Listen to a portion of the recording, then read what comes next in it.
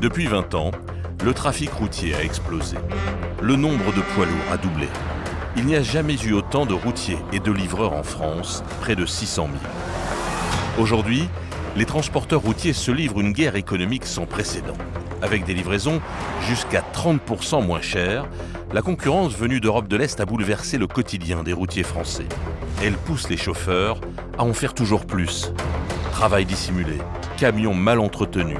Voilà avec quoi il tient, un fil de fer. Ça c'est pire que tout, vous passez à côté de ça, vous pouvez vous blesser. Journée sans fin.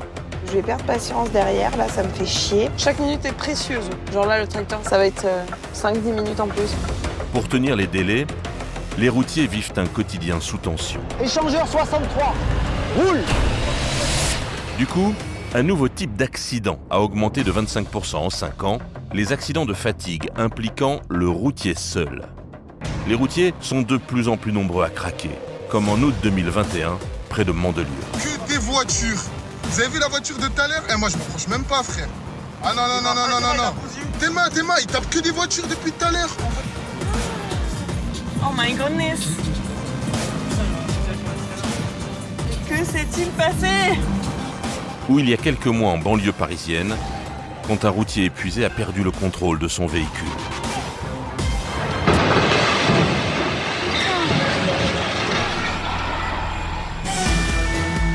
Pour tenter d'enrayer le phénomène, l'unité des contrôles spécialisés de la Direction de l'ordre public et de la circulation traque les fraudes. Bonjour, parlez français, un petit peu?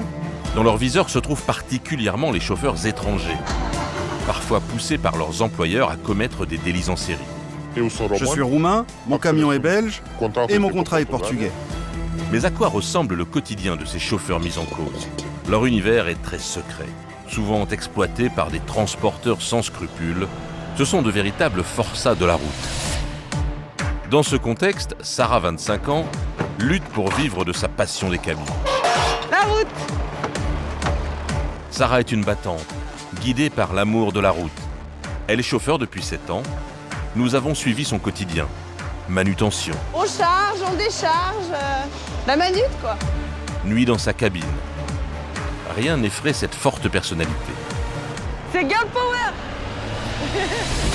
À Châteauroux, Dominique tente de faire survivre la tradition des restos routiers. Mais lui aussi a fort à faire. Leur politique, c'est de protéger la marchandise sans privilégier le confort moral, physique du conducteur. Stéphane, lui, est pour l'instant à l'abri du conflit économique. Sa spécialité, les convois exceptionnels. Une pratique tellement réglementée que peu de transporteurs de l'Est peuvent s'y risquer. Putain, il est bon, hein. Putain, il est bon. Un travail sur mesure, nous l'avons suivi plusieurs nuits. Immersion dans la vraie vie des rois de la route.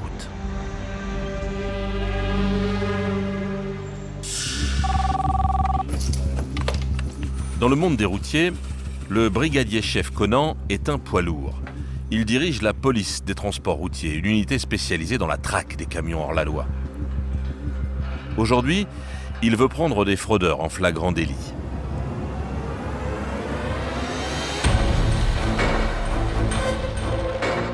Direction Rungis, dans cet immense marché, 5000 tonnes de produits alimentaires transitent tous les jours par camion.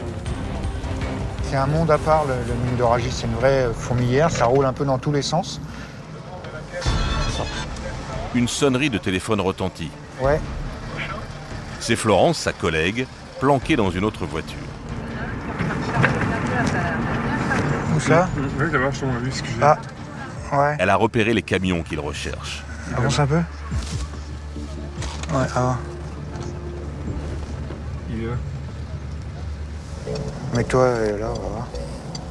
La voiture du Au revoir, brigadier ouais. se met en planque, elle aussi. Rien de plus banal en apparence que ce chargement de sable. Les travaux. Pourtant, pour l'œil aiguisé des policiers, Ouais, quelque ouais. chose ne va pas. Ok. Je pense qu'il est chargé, lui. Ah, il tasse bien en plus. Allez, un coup de pelle. Ouais. Ah ouais, il va partir là. Le brigadier décide d'intervenir. Allez hop.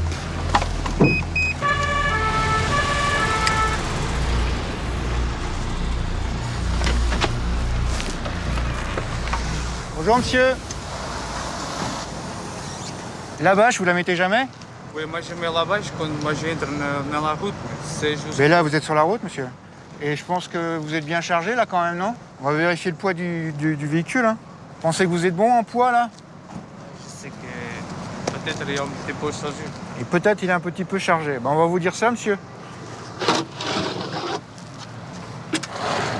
Qu'est-ce que c'est? Ce sont des pèses essieux pour peser le véhicule, pour vérifier la charge du véhicule. Ce sont des balances qui sont étalonnées afin de vérifier son poids. Stop! Faut qu'il recule.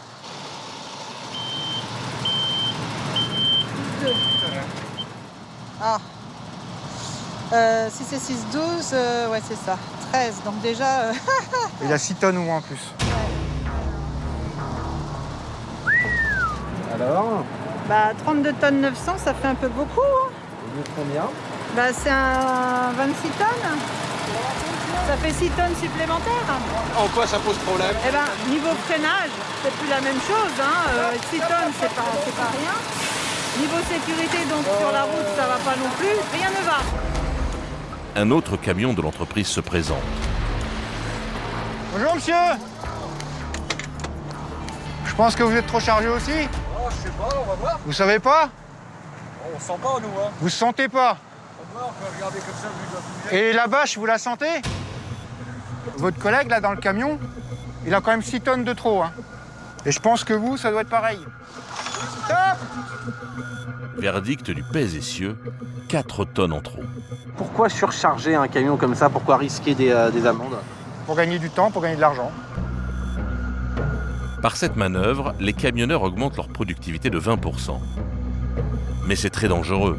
Le chargement pourrait se renverser sur la route et le poids lourd basculer. L'objectif du brigadier est de prouver que ces surchargements sont une consigne de l'entreprise. Bonjour, monsieur, il va falloir moins charger à l'avenir, hein. C'est quoi? C'est des consignes que vous avez pour charger plus? Et il va falloir charger moins? Parce que 6 tonnes de trop dans un, 4 tonnes de trop dans l'autre, c'est trop, hein. Sachez qu'en étant à l'appel, vous pouvez être responsable des amendes qu'il y a là, hein. Il y a un accident, vous êtes en cause, hein. C'est vous qui avez manipulé l'appel pour le charger. Donc à l'avenir, eh ben, vous en mettez moins. Il ne faut pas très longtemps pour qu'un des employés se confie. C'est votre employeur qui vous demande de charger un peu?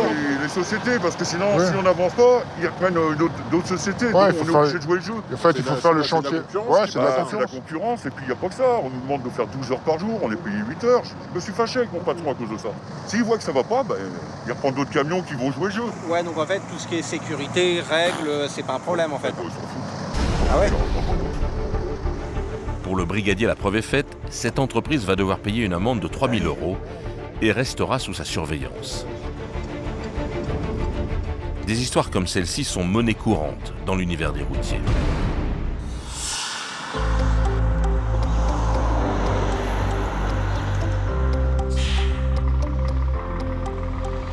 Limoges, 9h du matin, Sarah, une jeune routière de 25 ans, vient récupérer son chargement. Allez hop. Et que ça pèse.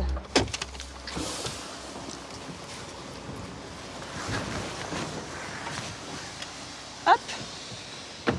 Donc ça, c'est des chargements un peu particuliers, c'est quoi? Alors c'est du big bag, donc dans les big bags c'est en vrac. Et ça, c'est vous qui le mettez dans le camion? Non, non, il charge au fen, là, par les côtés. Et par contre, il faut sangler. Ça, c'est moi qui m'en occupe. Là, c'est pas évident. Elle doit embarquer des big bags, de gros sacs remplis de gravats.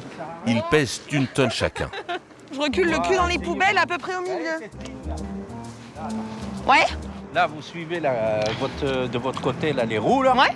Vous suivez là, Yes. comme ça, là. Eh ben, ça marche. Juste à décaler un peu, là. Ouais? Ok, mais y a pas de souci. Ouais, ça marche. Cette manœuvre est une formalité pour cette femme de caractère. Elle maîtrise totalement son 44 tonnes.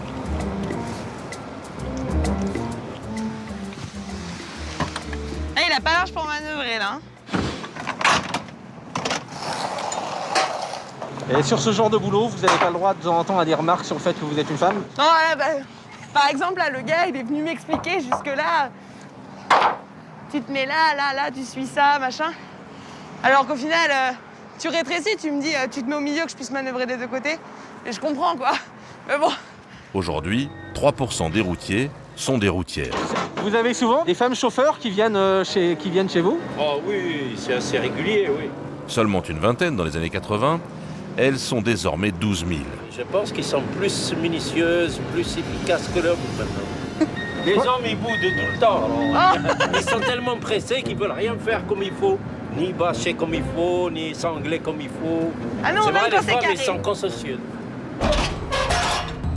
Les routiers sont toujours responsables de la sécurité de leur chargement. Une seule sangle mal fermée et le camion pourrait se renverser. Si le Big Bag il tombe, on est dans la merde. Allez, dernière rangée. Alors Sarah fait attention aux moindres détails. Garde ma remorque après. C'est pour ça qu'on aime bien les femmes, voilà, parce que ça s'engueule. Ah non, mais regarde, c'est vrai. Ça remet les hommes. Regarde le bazar. Dans l'ordre. 7,80, c'est pour ça qu'il y en a besoin des fois. C'est girl power. Fini. Ça y est, c'est bon? Ouais. La route.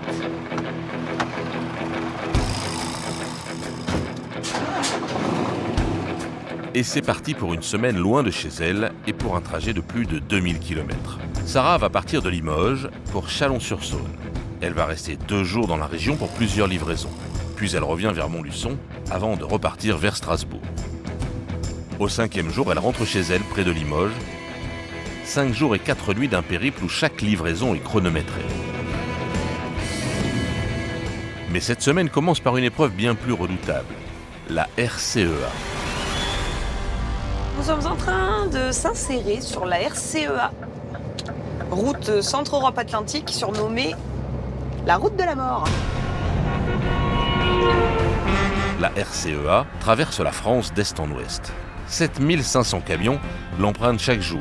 Une circulation digne de l'autoroute, sauf qu'ici, sur certains tronçons, les poids lourds se frôlent à quelques centimètres. Rien, il y en a de partout. Il y a des voitures parfois entre. Moi, je serais pas sereine si j'étais là-dedans. Vous voyez, je viens de m'insérer, il y a déjà, je sais pas, 10 camions derrière moi. Et à la queue leu quoi, donc c'est pas ce qu'il y a de forcément plus sécuritaire, mais bon. Lancée sur cette route de la mort, Sarah n'a pas le droit à l'erreur. Comme Sarah, les petits transporteurs français jouent leur survie au quotidien face à des groupes internationaux prêts à tout pour rafler leur marché. Dans ce contexte explosif, un domaine tire encore son épingle du jeu, le convoi exceptionnel, une spécialité française. Pour maintenir son excellence, Stéphane, 44 ans, sait qu'il doit être vigilant. Cela fait 4 mois qu'il prépare une nouvelle mission hors norme. Pour l'instant, on jette un œil. C'est les présentations. Sur le tarmac de l'aéroport de Béziers, l'attend le colis qu'il doit livrer. Un bombardier d'eau tracker des années 50. 13 mètres de long pour 8,50 mètres de large. La première étape, primordiale et dangereuse, consiste à soulever l'appareil pour le poser sur le camion. Chaque geste est millimétré. Tu peux te reprendre là-dessus? Ouais, c'est un point dur? Ouais, c'est le châssis, donc c'est Ok. le train avant, il vient là. On va se mettre à cuire là, contre cette aile-là. Ouais, On va la lever. ouais. Et on aura On tournera gentiment. L'opération de levage va durer 1 heure. Il tient à plat, il cap. Elle sert à quoi cette corde? Pour éviter qu'avec le vent, il tourne ou...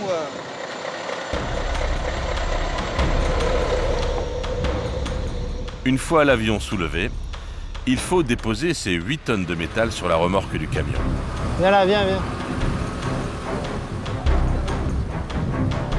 Faut baisser.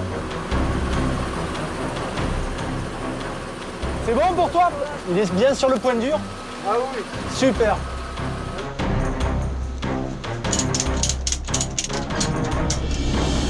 Attends, j'ai passé une protection en plus au cas où. Jusqu'à son arrivée 2 jours plus tard, le Canadair ne doit pas bouger d'1 millimètre sur la remorque. Le risque, si jamais une sangle casse, qu'il y a un déséquilibre, que la pièce peut partir soit à droite ou soit à gauche, ou elle peut se renverser. Ce qu'il faut imaginer, c'est comment va réagir l'avion dans sa structure et les forces qu'il va générer, surtout sur une table élévatrice où ça bouge complètement. Cette remorque n'a rien de classique. Dédiée au transport exceptionnel, elle dispose d'une caractéristique qui la rend unique. Sur cette table, vous avez un système de vérin qui est relié par un moteur thermique avec une télécommande qui va permettre de basculer l'avion de l'autre côté. Et à quoi ça sert? Lorsqu'on transporte des colis qui sont très larges, à passer dans des endroits où ce n'est pas possible sans démonter tout le mobilier urbain ou sans couper des arbres. Premier test. Vas-y doucement, hein. Si une sangle est mal fixée, l'avion peut tout simplement s'écraser au sol. Un comble. Oh putain.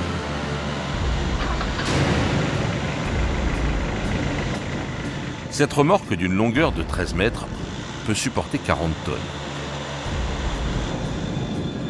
Pour emmener tout ça, quand même, il faut un tracteur un petit peu compétitif. C'est un tracteur qui a 4 essieux moteurs.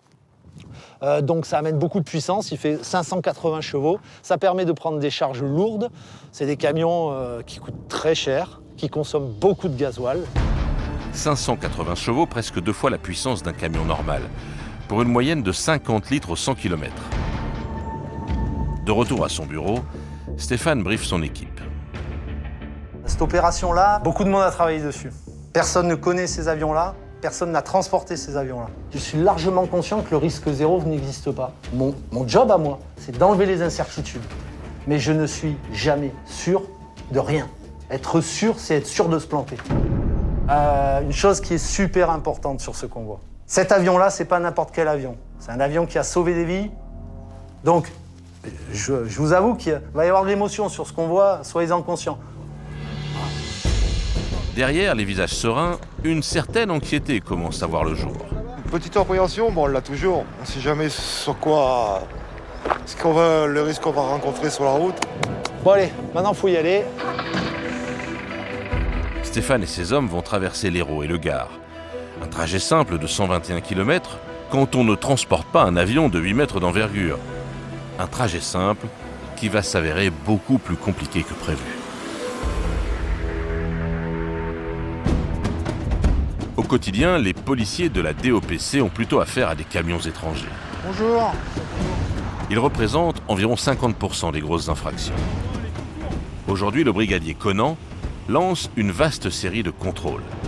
Depuis quelques heures, les motards de la police chassent des poids lourds suspects.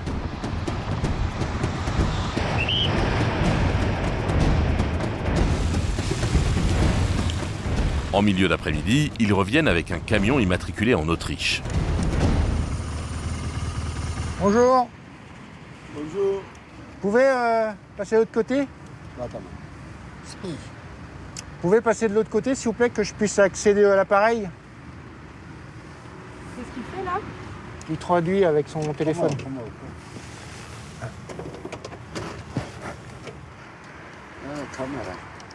Là, je vais prendre les données de l'appareil de contrôle sur les temps de conduite, temps de repos. Les policiers cherchent des chauffeurs qui pratiquent le cabotage, c'est-à-dire qui restent illégalement sur le territoire français pour y effectuer les chargements. C'est quoi le souci?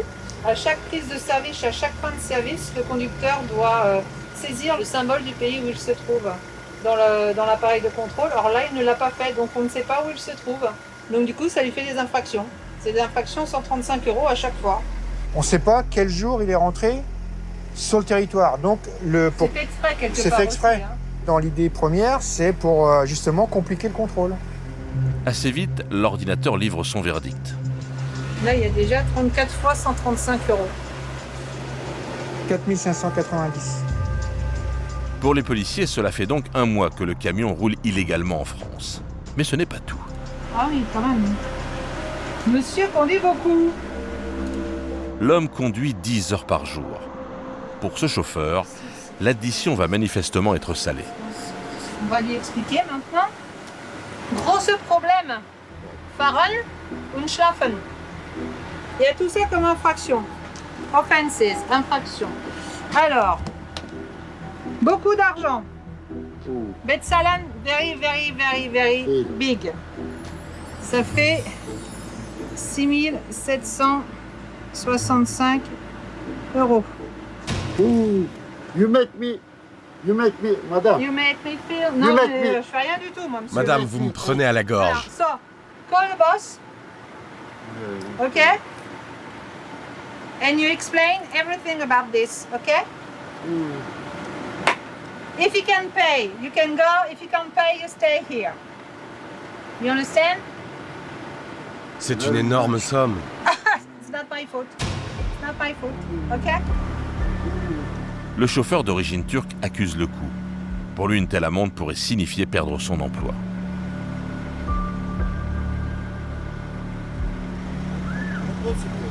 Ce n'est pas possible, plus de 6 000 €.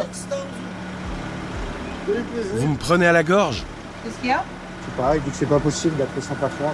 Si vous ne pouvez pas payer cette somme, on va mettre un sabot et vous serez immobilisé jusqu'à paiement de la consignation. Là, je sais pas pourquoi il veut pas appeler son patron.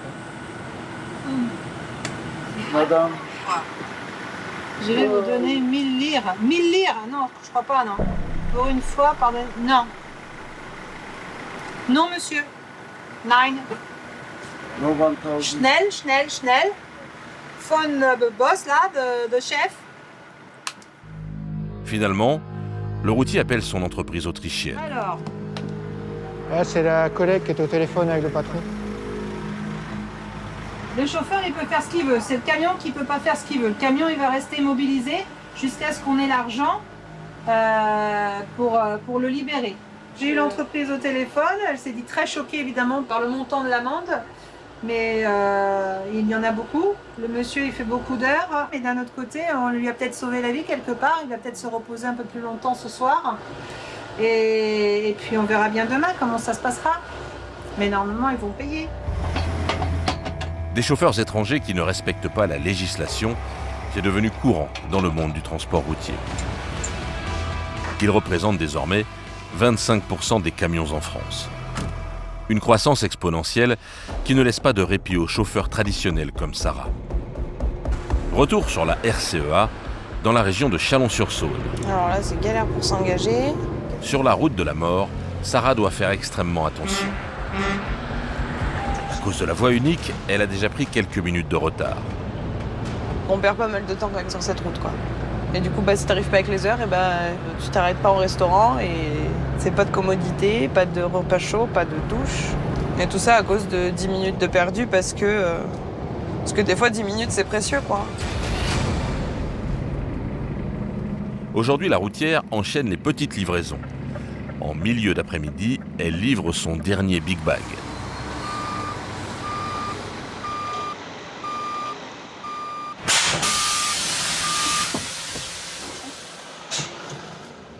Oh putain, je suis beaucoup trop près par ce côté.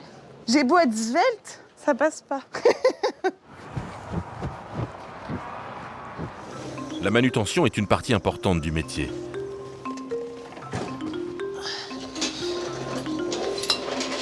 Vous faites pas que conduire. Ah bah non. On charge, on décharge, la manute, quoi. J'aime bien quand c'est carré, donc... Faut que ce soit rangé, carré, selon votre manière de voir les choses, c'est ça? Exactement. Mais pas le temps de souffler. Les petits retards se sont accumulés et Sarah doit être demain à Strasbourg. Vous avez un poids à me donner? 850. 850 kilos. Impeccable. Merci, bonne journée. Au revoir.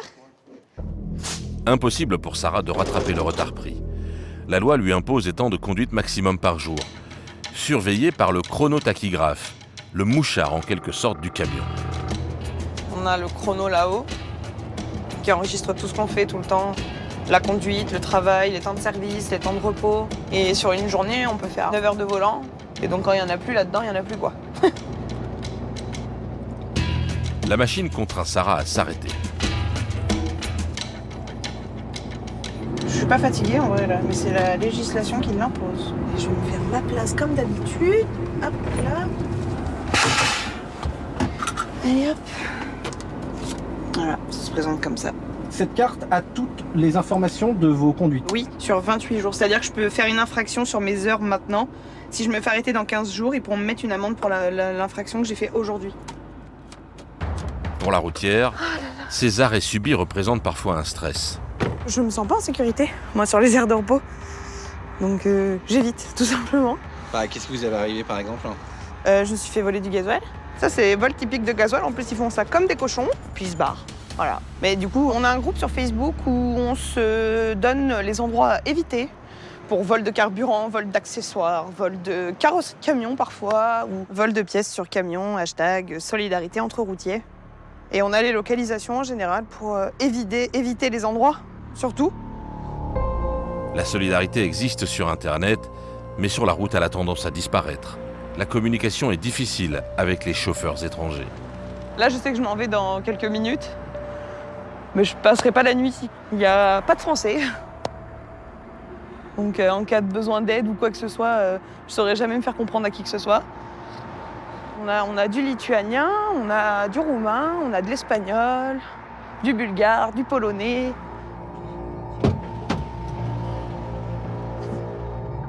Sarah préfère faire quelques kilomètres de plus et dormir sur un parking routier où elle aura accès à des toilettes.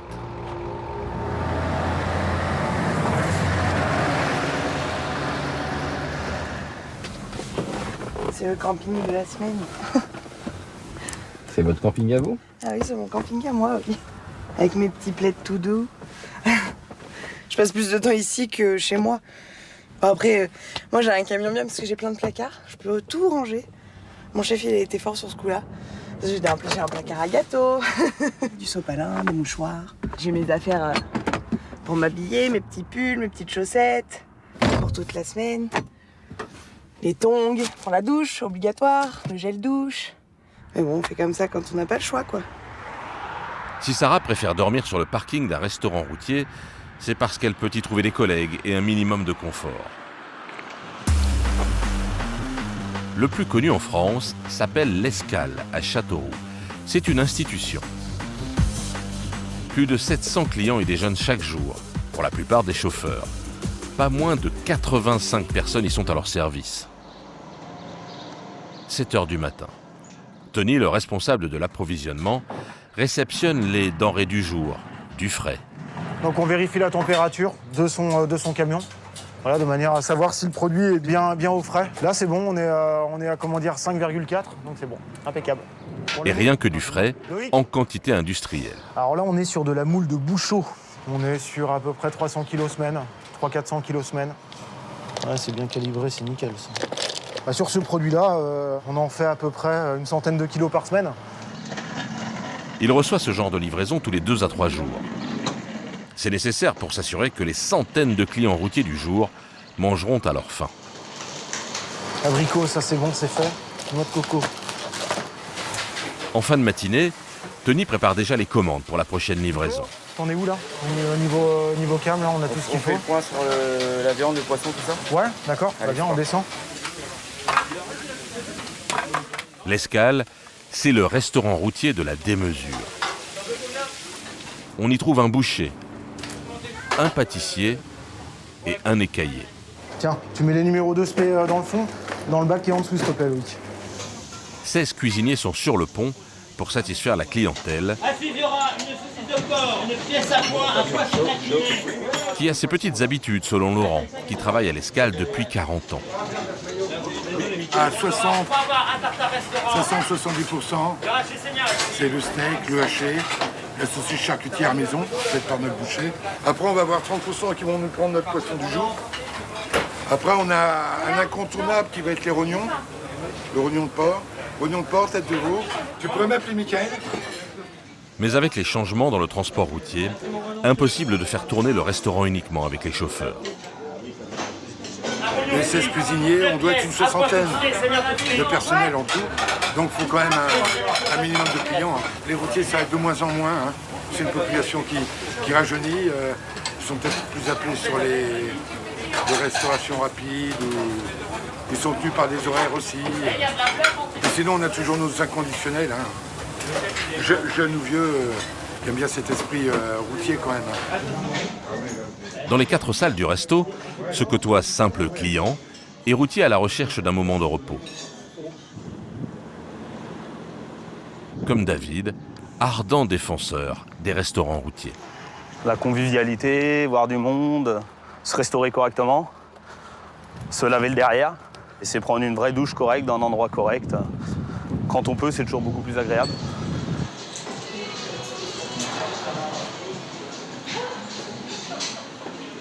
Après une longue journée sur la route...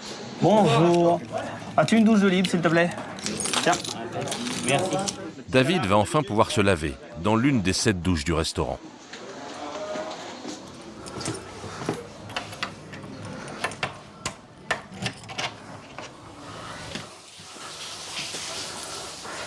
Hop. Et ben voilà, tout ce qu'il faut, le minimum, de quoi poser les affaires. Le jeton à mettre pour pas mettre trop de temps. C'est 2 € souvent à beaucoup d'endroits. Donc c'est le prix la semaine pour pouvoir se laver.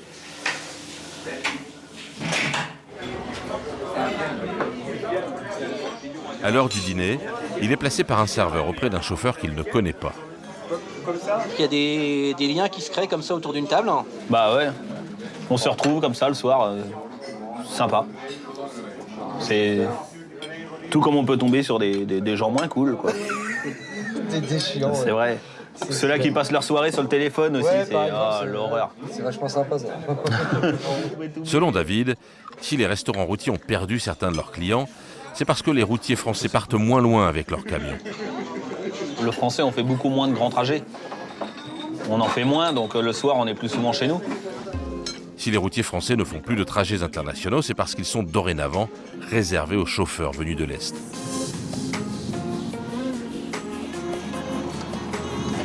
Pour Dominique, le patron, ces chauffeurs représentent en principe une nouvelle clientèle.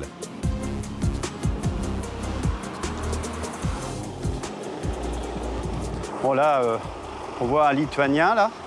Mais quasiment aucun routier étranger n'entre dans son restaurant. En effet, leurs employeurs ne prennent en charge que le parking. Ah, le parking est beaucoup plus cher que le repas, oui. C'est-à-dire ? C'est 2,50 € de l'heure. C'est justement dissuasif pour inciter les gens à venir au restaurant. Mais leur entreprise préfère payer le parking aux gars parce que c'est un parking sécurisé avec l'éclairage, les caméras de surveillance. En revanche, pour la plupart, ils ne leur octroient pas d'argent pour aller dans le restaurant. Alors qu'en fait, si jamais les gars y mangeaient, le parking serait gratuit. Mais leur politique, c'est de protéger la marchandise sans privilégier le confort moral, physique du conducteur. Bonsoir. T'es garé où? Par là? À l'autre bout? Restaurant, Tu vas tomber dessus directement. Je t'en prie.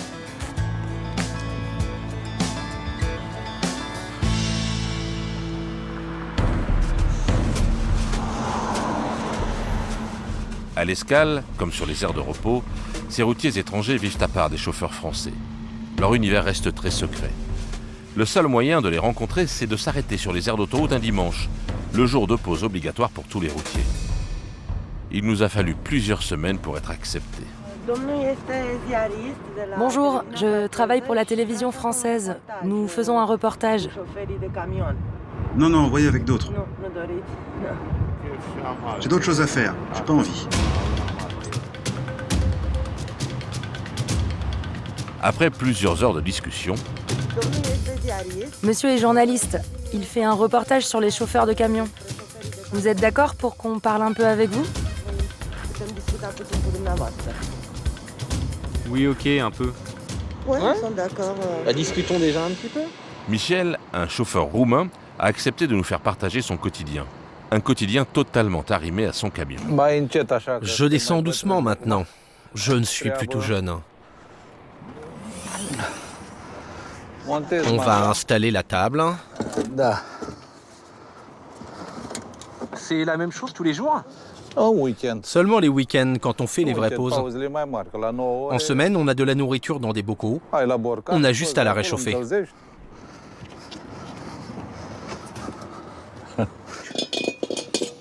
Je prends le carton, je le mets comme ça.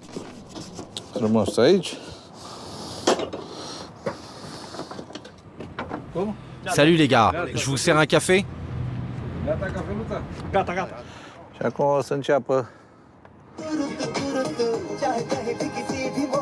Vous partez sur la route à quelle fréquence d'habitude?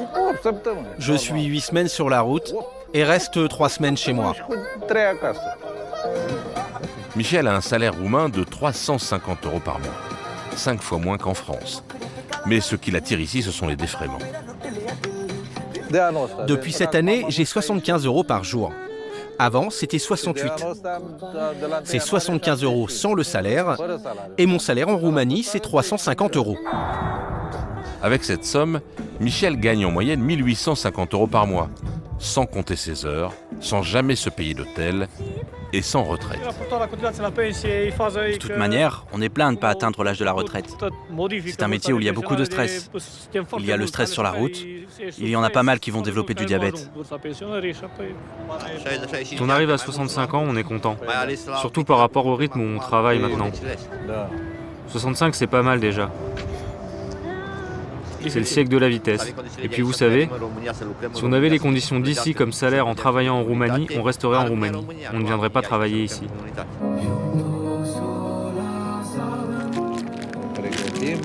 Pour ces forçats de la route, le but c'est d'économiser tous les défraiements et donc d'assumer ces conditions de vie spartiates. Donc le vrai gain, ce sont les défraiements. Oui, c'est ça. Et c'est un gain parce que nous nous débrouillons pour la nourriture.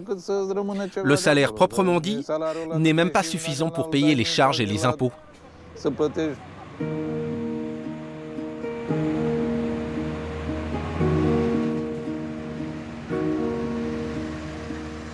La famille vous manque?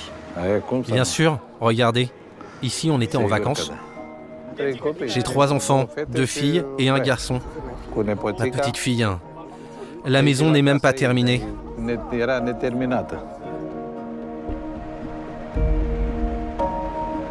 le sent touché. Oui, je le suis.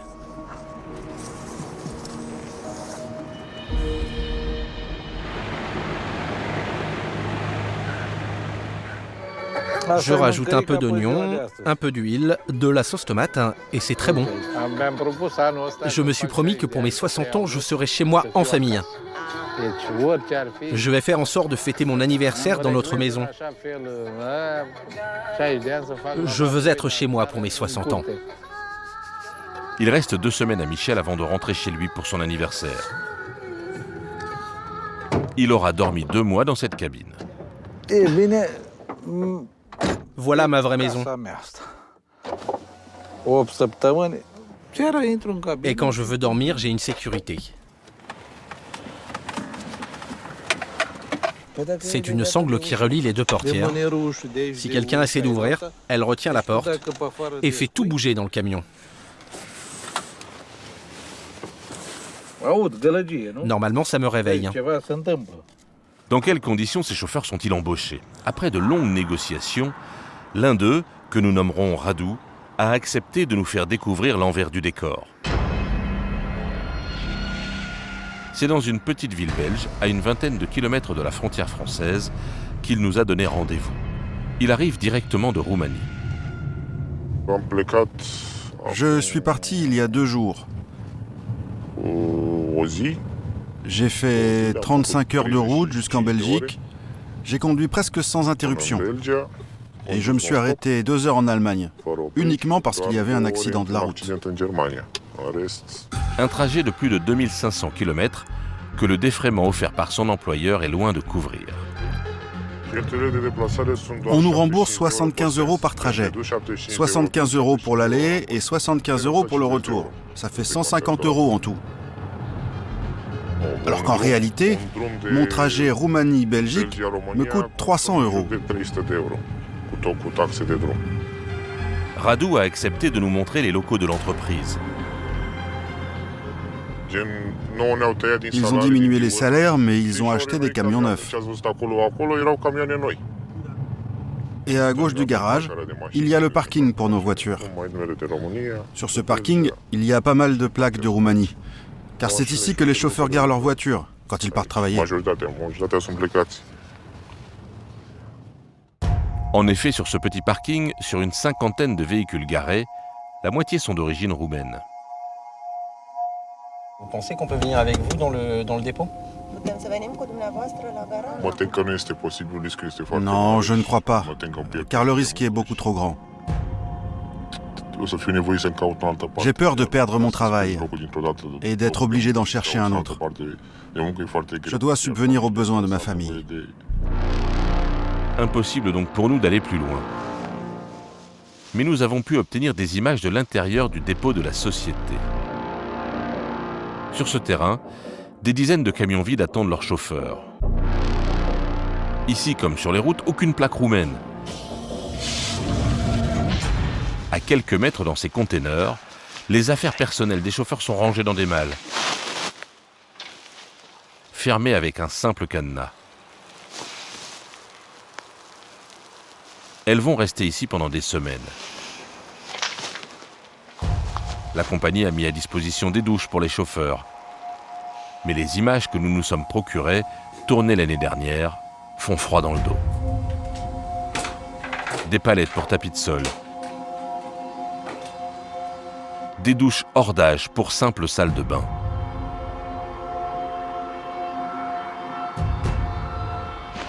Les conditions d'accueil des chauffeurs sont donc rudimentaires. Les conditions de leur contrat seront-elles aussi rudes ? Radu nous a promis de nous recontacter dans quelques semaines.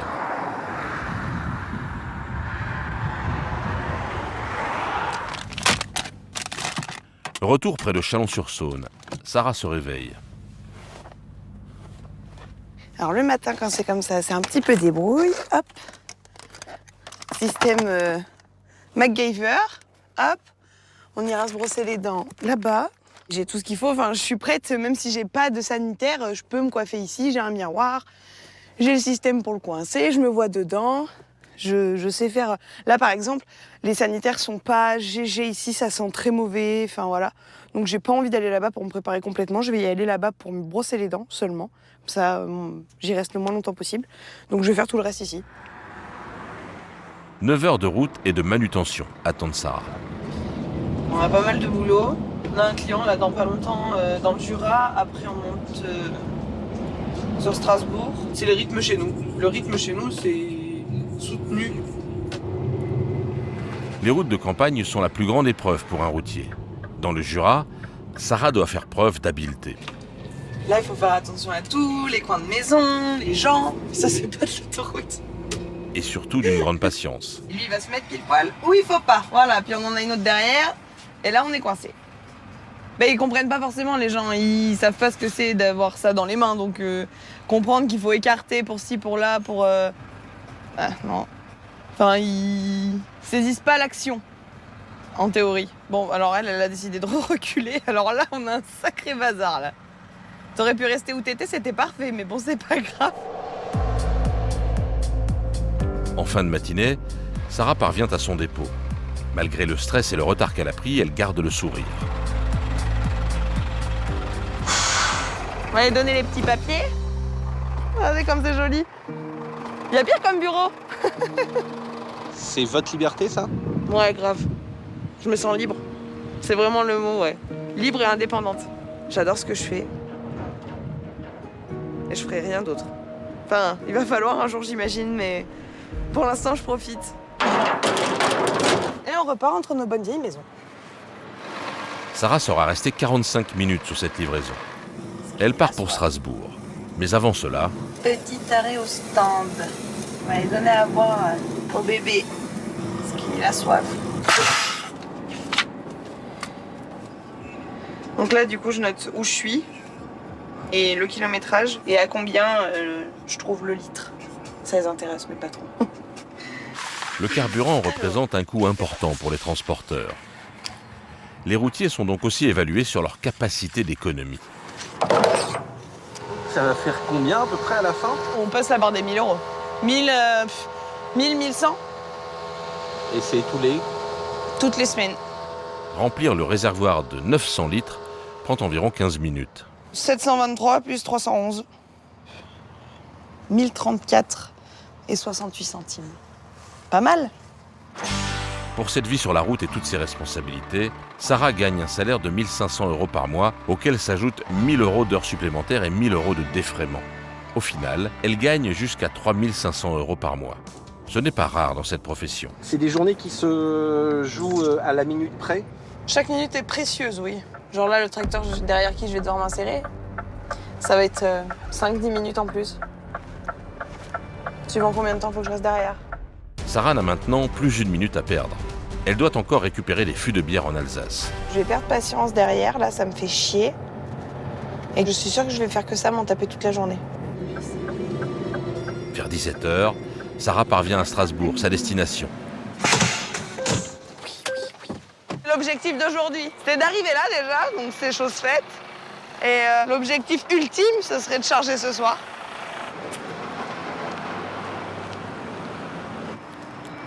Mais c'est raté. Alors? C'est pas bon, ils ont fermé à 17h, il est 17h10. On a raté le coche, donc on va passer la nuit ici. Et on verra demain à 8h.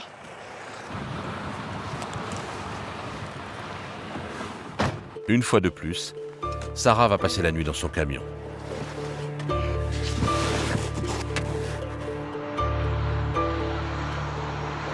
Donc là, votre programme de soirée, ça va être quoi? Faire les papiers, dormir, rien. Il n'y a rien ici. Pour manger, qu'est-ce que vous avez comme solution quand vous êtes dans cette situation-là? Frigo. Je prends vraiment du secours parce que ça m'arrive très peu. Mais j'ai toujours de quoi remplir un peu l'estomac. J'ai un petit peu de fromage et un petit peu de jambon.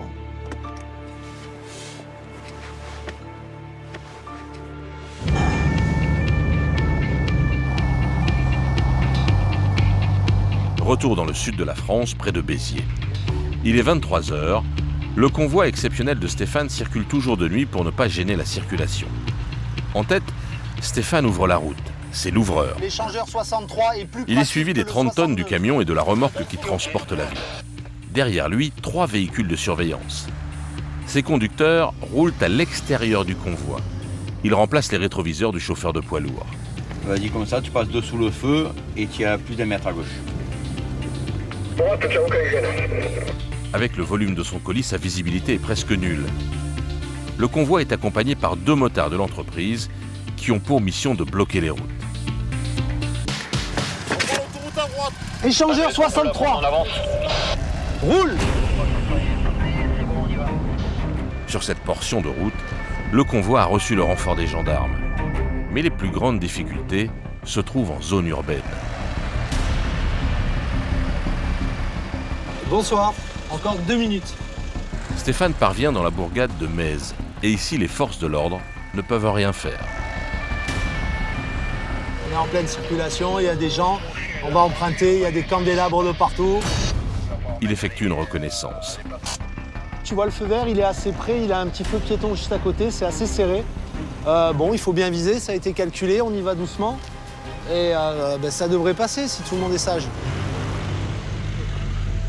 Le mobilier urbain est un casse-tête pour les convoyeurs dans cette ligne droite. Le camion va devoir frôler un feu rouge, puis surplomber un panneau à quelques mètres.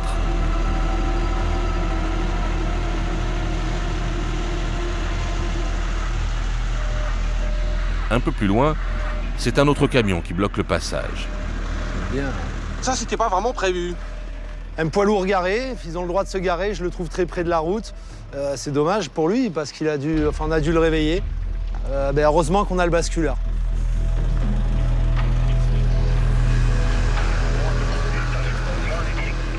Mais le plus compliqué, ce sont les ronds-points. On a le rond-point en contresens avec le panneau démontable.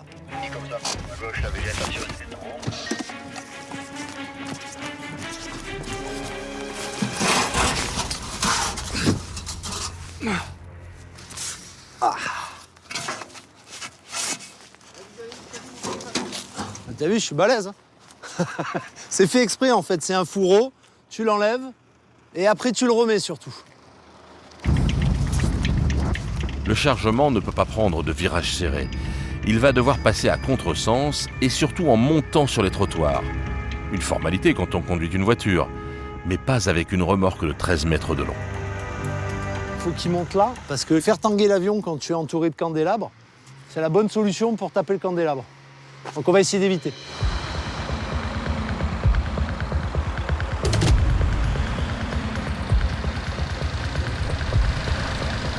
Le camion est obligé de rouler sur le trottoir, les roues à quelques centimètres du bord.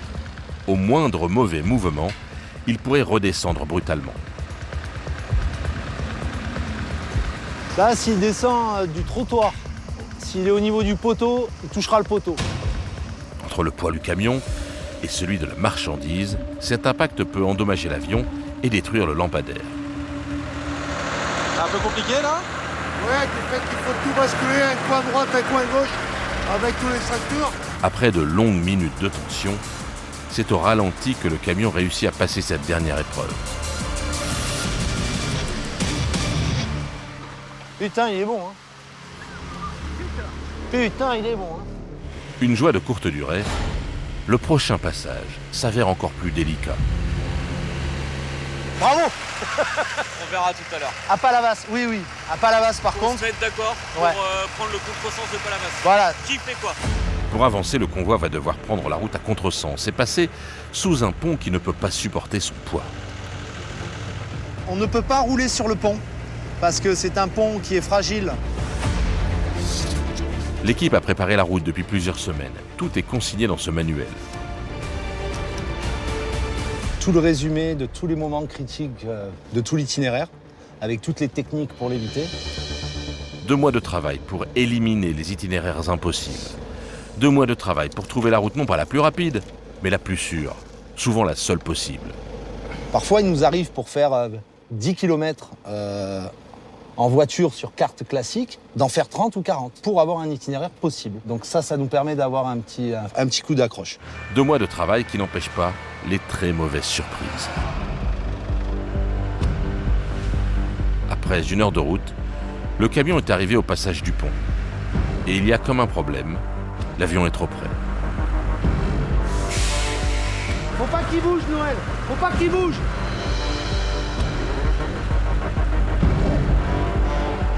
Si le camion continue, il pourrait faire frotter l'avion sur le tablier du pont.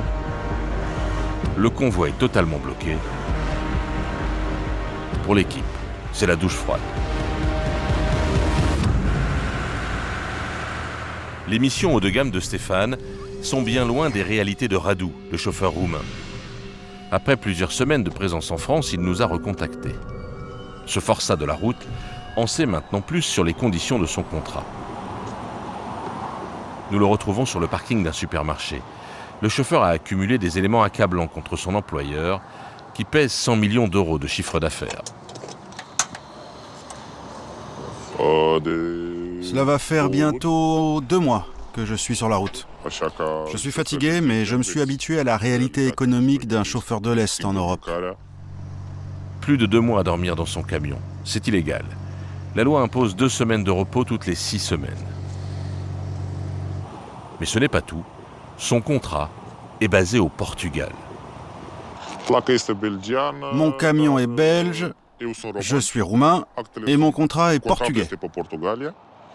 La société belge recrute des chauffeurs au Portugal pour payer moins de taxes. Cette société recrute des chauffeurs dans toute l'Europe. Et surtout en Europe de l'Est, parce que chez nous, les salaires sont plus bas. C'est du dumping social. Moi, je prends le camion en Belgique et je le rends en Belgique. Je devrais être payé avec un salaire belge. Cette localisation portugaise permet à son employeur de le payer 1 000 € par mois, soit 600 € de moins qu'un chauffeur belge. Radu n'a pas le droit d'effectuer plus de 3 transports d'affilée en France, sinon ce serait du cabotage. Pourtant, cette pratique semble répandue chez son employeur. Personnellement, ça m'est arrivé de faire 7 ou 8 trajets d'affilée sans sortir de France. Oui, c'est du cabotage. J'ai un collègue qui fait Lyon-Paris-Lyon depuis 2 semaines. L'entreprise de transport préférerait-elle payer des amendes plutôt que de respecter la loi? La preuve semble faite avec ce message qu'il a reçu de son employeur. Si vous rencontrez des problèmes avec la police, l'entreprise paiera. Dans 3 semaines, Radu devrait profiter de 2 semaines de repos chez lui en Roumanie. Mais il reviendra certainement en Belgique. Pour l'instant, Radu est l'un des instruments de la concurrence dans le monde des transports. Sarah, elle, est loin de cette réalité. Après 1500 km de route en 4 jours, Elle vient enfin de récupérer son dernier chargement. Bon, on a passé 1 heure pour 4 palettes. Hein. Moi, j'appelle pas ça une bonne performance. Hein. En fin d'après-midi, elle espère être chez elle, près de Limoges, à 600 km de là. Là, à la fin de journée, ce sera pas 18h. Non. Ah bah non, ce serait trop beau.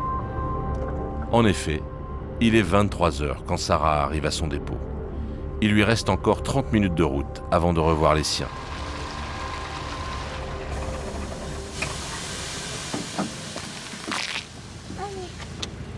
Là, ça veut dire que c'est fini, là? Ça y est? La voiture est chargée, oui.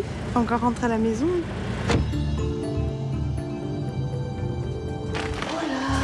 Sarah partage sa vie avec Orna, son chien,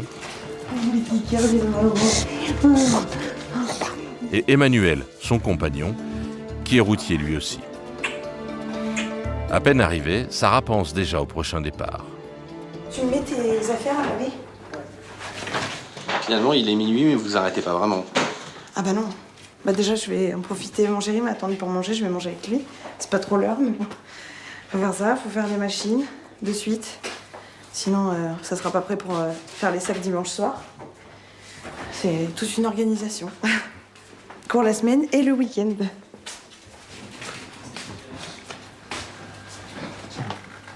C'est tout ça? Non, je t'ai pas mis non plus. Et vous rattaquez aussi lundi matin, c'est ça? Ouais, lundi matin. Ouais. Tiens d'ailleurs, tu pars à quelle heure? J'ai rendez-vous vers midi à Toulouse. 23h, je mets une lunette de soleil sur la tête, tu vois bien que je suis décalée. Comment vous gérez justement cette vie de couple, cette deuxième vie en fait? On est jeunes, on n'a pas d'enfants. Autant se manquer un peu et ramener de l'argent à la maison que de rentrer tous les soirs à la maison et puis au final... Vous vous feriez faire autre chose aujourd'hui? Non, j'y pense pas en fait. J'y pense pas. Si je devais me reconvertir, je pense que je resterais dans le transport. Et un enfant, ça pourrait changer tout? Faudrait que ce soit dans les projets. Mais oui, c'est la chose qui pourrait changer les modes de vie, oui. Dans moins de 48 heures, Sarah sera de nouveau loin de chez elle, sur la route.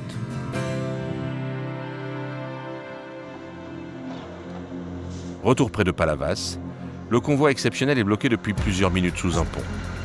Stéphane a décidé de rabaisser les vérins. On va le faire aller plus à gauche. Une manœuvre qui n'était pas prévue dans le roadbook.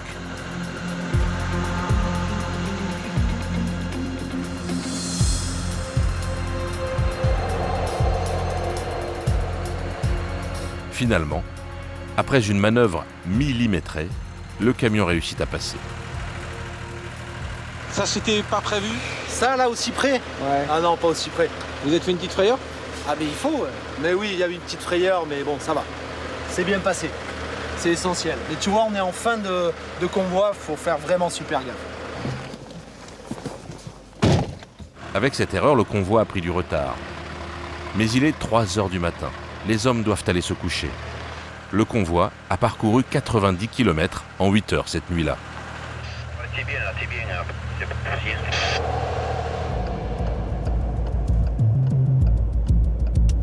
Le lendemain à minuit, c'est parti pour la dernière ligne droite. Salut Fabrice. On est bon pour la deuxième nuit? On est parti pour la deuxième nuit, on est prêt à partir. Le camion doit arriver à tout prix au petit matin, avant que la circulation ne reprenne.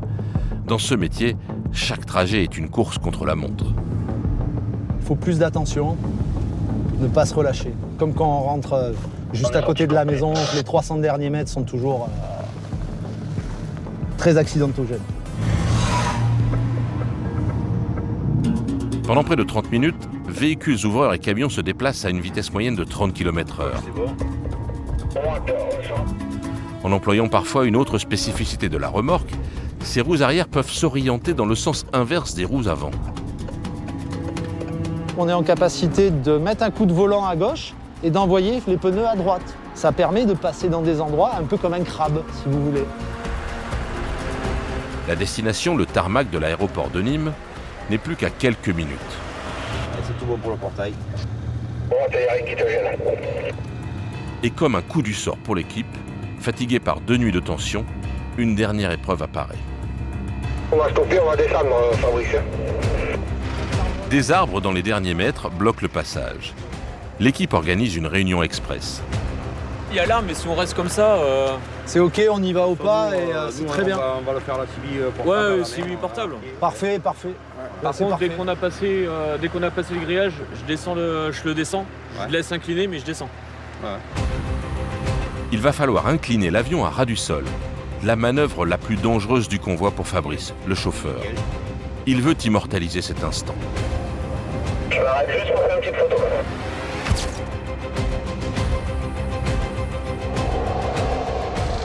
T'es content là?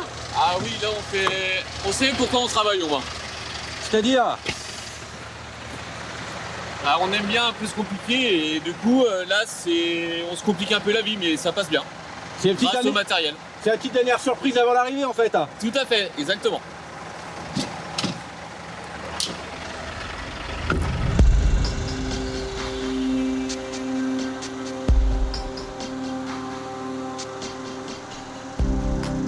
Je suis content là, je suis très fier d'eux. Je suis pas pilote, mais je sais ce que ça représente. Bravo Fabrice! C'est au petit matin, avec le soleil levant, que le convoi pénètre finalement sur le tarmac de l'aéroport de Nîmes. Il dépose l'avion auprès des autres modèles similaires qui finissent leur vie ici.